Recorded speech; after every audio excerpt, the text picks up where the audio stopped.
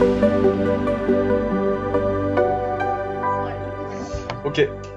bonjour tout le monde, enfin bonsoir tout le monde, donc enchanté, je m'appelle Clément, je suis interne en oncologie. Et ce soir je fais la conférence donc, de thérapeutique que je fais au D3 depuis maintenant l'année dernière. Et apparemment ça tombe bien puisque vos partiels sont la semaine prochaine. Donc, on va essayer de déblayer pas mal de choses. Je sais que c'est pas forcément évident à travailler cette matière parce que vous avez plein de choses à faire, c'est une matière assez annexe et que le collège est gros et difficilement digeste. Si pour la dernière semaine, je peux vous donner quelques conseils de révision et puis pour plus tard les écrits, quelques conseils de révision. Dans le collège, en fait, bon, il y en a un là, donc je vais l'ouvrir, mais en gros, il y a les premiers systèmes un peu sur voilà, le principe de bon usage, sur tout ce qui est administratif, tout ce qui encadre la prescription, tout ce qui encadre le développement des médicaments, tout ce qui est juridique, etc. Ça, c'est intéressant à faire. Alors, je dis pas forcément de le faire dans le collège, tout ce qui est fiche quelconque, hein, j'ai pas de lien avec quelle qu'elle soit, ça reste pas mal. Mais ce qui est sûr, c'est que c'est bien quand même d'apprendre un petit peu et de réviser tout ça. Donc je parle d'AMM, je passe de phase 1, phase 2, phase 3 en clinique, etc. On va en parler ce soir. Et puis après, il y a tous les items spécifiques par chaque classe de médicaments, donc les anticoagulants, je sais pas moi, les anticoagulants, les antihypertenseurs, les antidiabétiques, etc. Et ça, pour le coup, je vous déconseille fortement de le faire dans ce collège-là, parce que c'est fait par des enseignants thérapeutiques. Il y a des choses qui sont pas de rang A ni de rang B. Il y a des choses qui sont fausses. Il y a des choses avec lesquelles les enseignants de spécialité ne sont pas d'accord. Et ce sera eux qui vont poser les questions les jours J. Donc vraiment, vous ne perdez pas de temps avec ça. Et faites l'anticoagulation dans le collège de Démato ou que sais-je, mais certainement pas dans le collège de thérapeutique. Ok? Le contenu, donc on a 20 questions isolées par lesquelles on va commencer, et enfin 6 dossiers. Donc 6 dossiers, il y a à la fois des mini-DP, quelques QFP. Voilà, ça devrait prendre, je pense, 2h30. Donc en théorie, je vous lâche un peu plus tôt que prévu. Je sais que c'est souvent bienvenu à chaque fois. On y va? Alors vous n'avez pas préparé les dossiers, donc je vous invite à participer à chaque fois et à me dire un peu ce que vous en pensez. On va commencer par les petites questions simples à propos de l'AMM et de la RCP. Alors, question subsidiaire. RCP, ça veut dire quoi? Ok, et MMM, bon, AMM, vous connaissez. Je vous demande ça parce que c'est quelque chose de bête, mais on apprend toujours les abréviations et des fois on oublie un peu ce que ça veut dire réellement. Et le jour J, vous savez que dans les QROC, c'est pas d'abréviation. Et moi, j'ai un ami qui s'était fait avoir le jour de l'ECN ou le jour du concours blanc, je sais plus. Il fallait mettre syndrome hémolytique et urémique, vous savez, le CHUL en néphro, il a mis uricémique ou un truc comme ça. Du coup, il a perdu les points. Et ça, c'est juste pour dire que voilà, des fois, c'est bien d'utiliser l'abréviation, mais essayez de penser quand même à vous dire régulièrement, attends, ça veut dire quoi? Est-ce que je serais capable de le remettre dans une curotte? Ok? Donc AMM et RCP, très bien. Les excitants doivent être décrits. Oui. Ouais, les posologies et les voies d'administration doivent être décrites. Oui. Oui. Les interactions médicamenteuses doivent être décrites. Oui.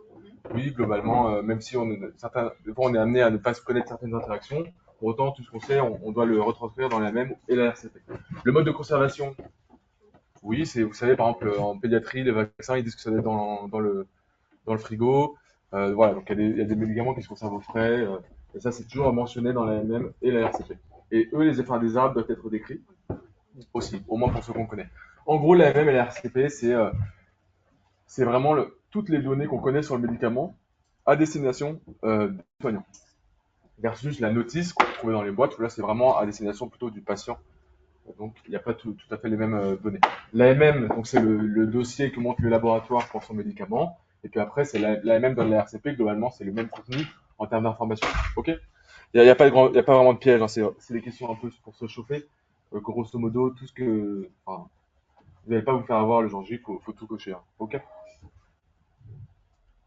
Et là, en fait, je vous ai mis à chaque fois les screens si jamais vous reprenez les confs, les screens donc du collège, des parties intéressantes, les tableaux, les quelques paragraphes pertinents, pour réviser un petit peu plus rapidement que lire le collège en entier, parce qu'il y a beaucoup de ok. Ce qui est en vert, c'est pas mis zéro, ce qui est en bleu, c'est juste bon. Ok.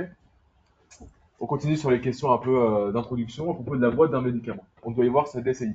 Oui. DCI, c'est-à-dire quoi? Dénomination commune International. internationale.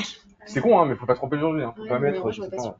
Donc, dénomination commune internationale, c'est donc par exemple paracétamol et doliprane. Paracétamol, c'est le nom du médicament commercial, et puis l'inverse, pardon. Doliprane, c'est le nom du médicament commercial, et paracétamol, c'est la décennie. Ok. Donc ça, il y a toujours écrit sur un médicament. On peut y voir un pictogramme de conduite. Oui. théorème de grossesse aussi. Donc ça peut aller de jaune, orange à rouge. Jaune, globalement, c'est faites attention, mais il n'y a pas grand-chose à dire. Orange, c'est déconseillé. Rouge, on déconseille. On doit y voir ses contre-indications. Non, c'est une boîte. Hein. Rappelez-vous les médicaments que vous voyez. Les contre-indications, c'est dans la notice, la MM, la RCP, mais c'est pas sur la boîte. Ok. Et puis on doit y voir le prix. Non, alors vous savez que le prix, on aura l'occasion d'en reparler dans le DP, je crois que c'est le DP1. Le prix, c'est un peu compliqué, mais globalement, le prix peut varier en fonction des pharmacies, en fonction de si c'est un médicament remboursable ou pas. Les pharmacies peuvent plus ou moins fixer le prix qu'elles veulent. Donc, il n'y a pas de prix sur les boîtes. Voilà pour le. Liste 1 ou 2 ou non listée, vous savez ce que c'est ça, les listes 1, 2 non listées? Alors, ça marmonne, mais du coup, j'entends pas. Je crois que les liste 1, c'est des trucs sur ordonnance. Ouais. Liste 2, c'est on peut les avoir sur ordonnance. C'est ça. Parce que paracétamol, Ouais. Listé, En gros, alors c'est presque ça. Liste 1, c'est les médicaments pour lesquels il faut faire attention. C'est une ordonnance systématique. Et grosso modo, vraiment, faut être vigilant sur la prescription de ces médicaments-là. Et ça peut être l'antibiotique, etc. Liste 2, c'est des médicaments où c'est un peu moins intransigeant, disons, notamment sur le renouvellement des ordonnances.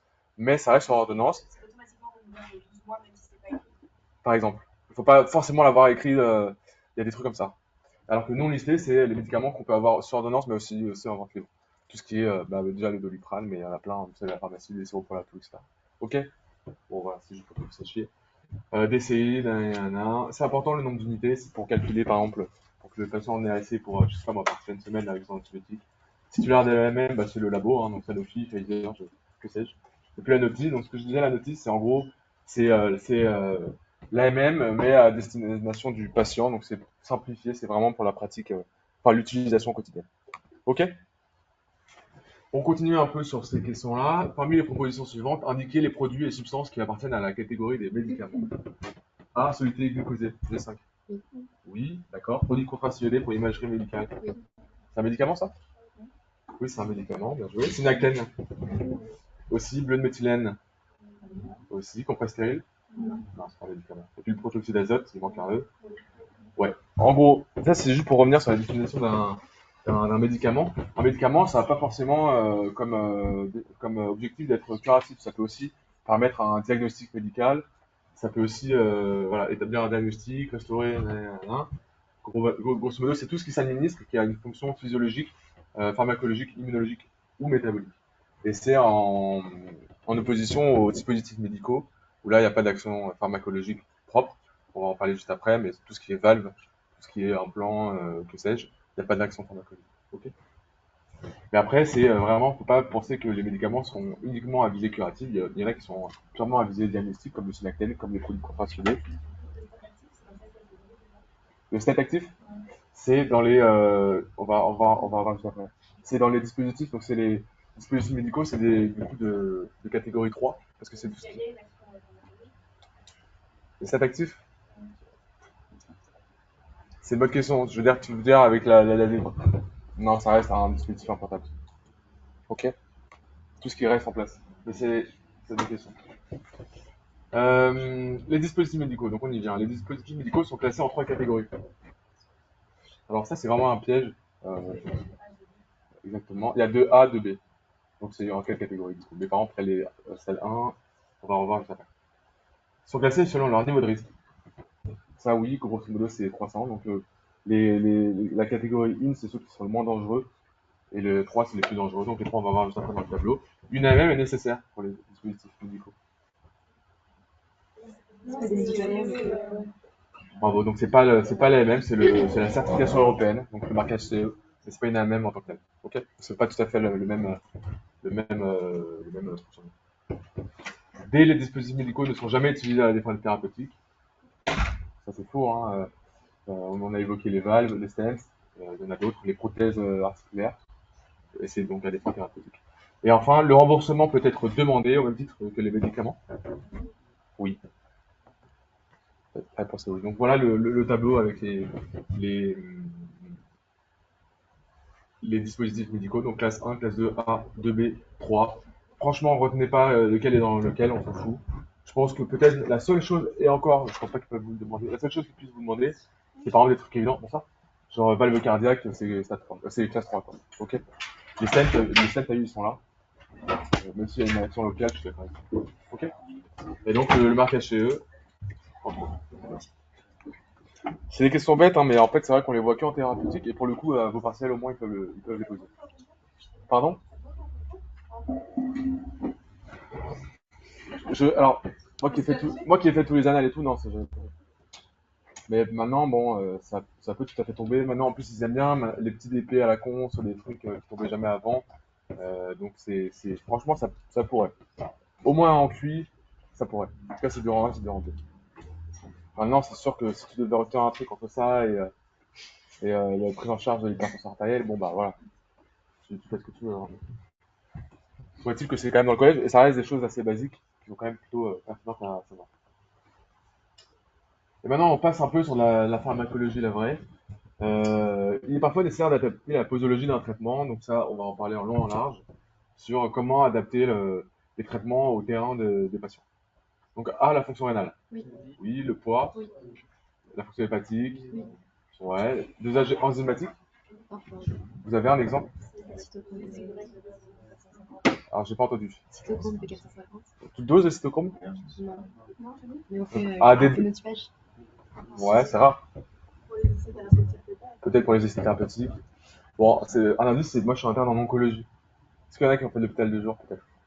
Non? Ouais? Le 5FU, ça te parle? Oui. Le dosage de DPD, ça te parle?